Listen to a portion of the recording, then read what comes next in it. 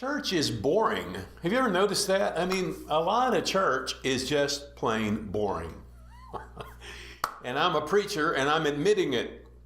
And I have to say, a lot of times it's the preacher's fault. And I mean, how can we change that? And why is it boring? Well, I have an idea that maybe it's not all the preacher's fault. Maybe it's your fault. Could it be that we're not coming to church in the right way?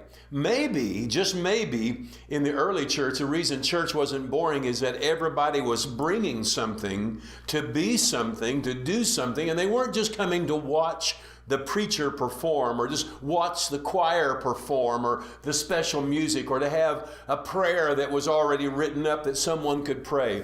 Maybe these people filled with the Spirit of God came together and they were bringing exciting stuff into that place. I want to challenge you, those of you that listen to these videos, read 1 Corinthians chapter 14. Paul ends that chapter by saying, let's do everything decently and in order. Now, why did he have to say that? Because the church at Corinth it was pretty wild. He says, when you come together, everybody has a tongue. Everybody has an interpretation. Everybody has a prophecy. Everybody has a teaching.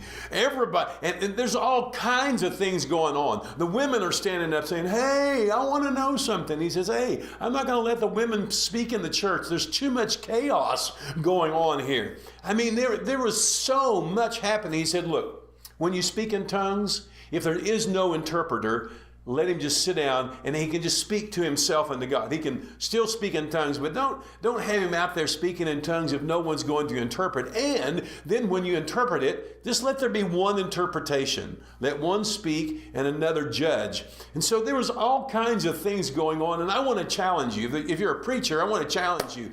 Let's let everything happen. Let's let it happen. You say, well, I want it to be decent. Well, let's let it happen and then we can make it decent. What do you think about that?